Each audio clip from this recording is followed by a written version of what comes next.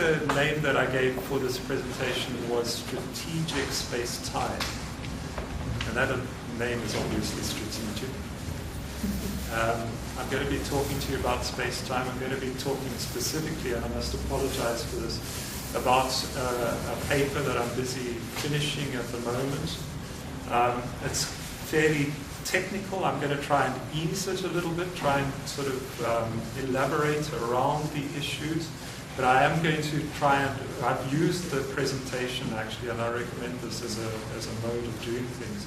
I've used the presentation to try and kind of cobble the arguments a little better together, because the thing was a little bit disorganized, the paper was a bit disorganized.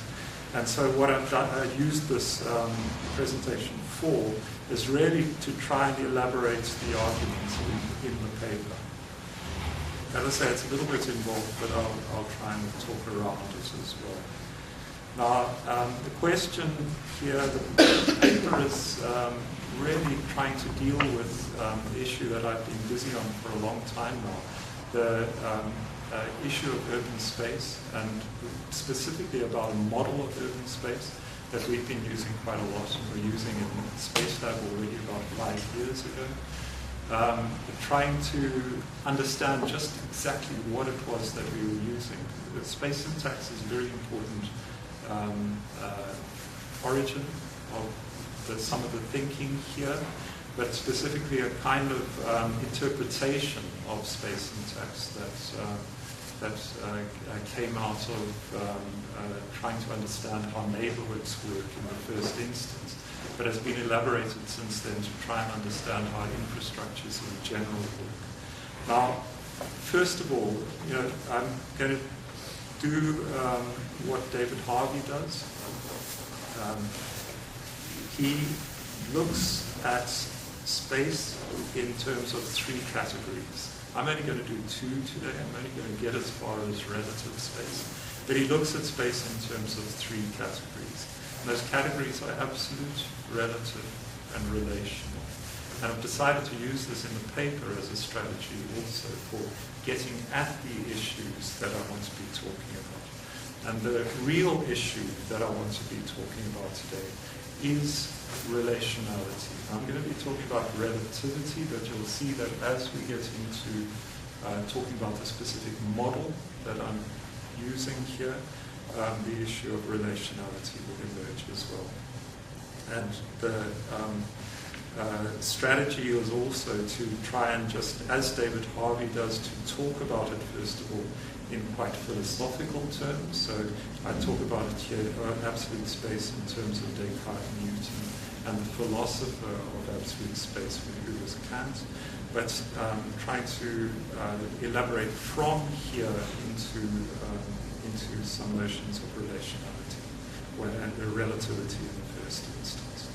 So anyway, it was Newton basically who kind of pulled this thing together. There were several other people before that who talked about absolute space, but Newton pulled this together into the classic definition that we understand and that we all, I must say, use as almost at a presuppositional level as our understanding of space. There's something here still very, very deeply, at a very deep presuppositional level, where people regard this as being objective. This is the space, so to speak.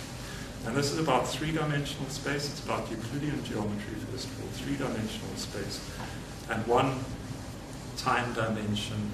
And the important factor here for when we go on to relative space, relative space, is the possibility here of an absolute simultaneity. So you could, in absolute space, talk about space, assuming that you're talking about it in one moment of time.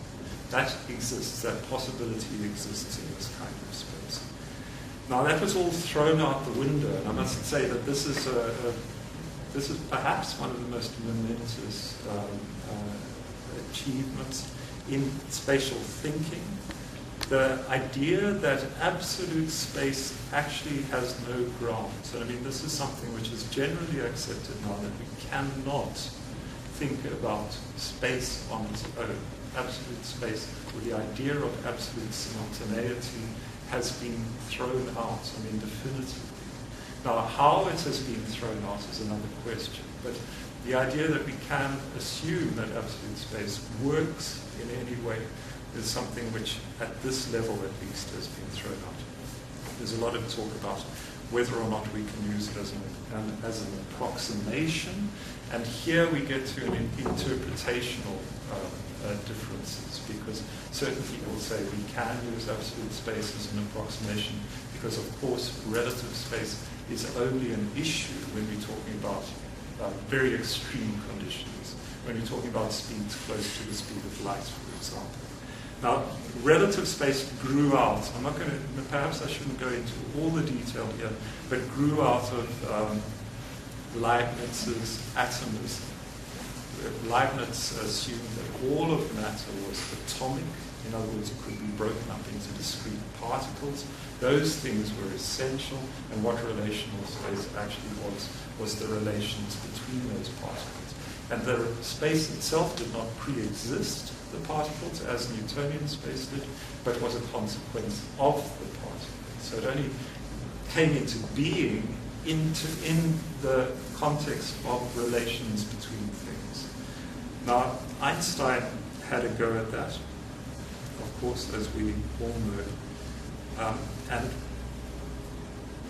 produced first of all, the special theory of relativity, which questioned this idea of simultaneity. First of all, he took as his basis the idea that the principles of electromagnetism. In electromagnetism, the speed of light is constant. He worked out, and it had been shown before then actually, that Newtonian space was inconsistent with this assumption. And what he came up with was a proposal where the absolute simultaneity was not possible anymore. In other words, we had to think about things in terms of 4 space-time dimensions instead of 3 dimensions of space and 1 of time. And that time could never be taken out of the issue. Now, what that meant also was when we get to general relativity, there was a choice about what you could do. You could either fix space or you could fix time. He decided to fix time. In the process, and the criticism goes back to the 1970s, in the process de-relativized the relative space that he was talking about. Because what he established then was a geometry, a 4-dimensional geometry, which was perfectly consistent in any way that you looked at it. So what he'd taken was a 3-dimensional geometry, which was perfectly consistent, to a 4-dimensional geometry. This thing was perfectly consistent. And he had de-relativized, in a sense, the relative space that he had started out with. Now, this has been criticized by many people, as I say. What we get with Newton, with Einstein, in fact, is a space which starts to do some very, very strange things indeed. The space itself starts to become, as they say, curved.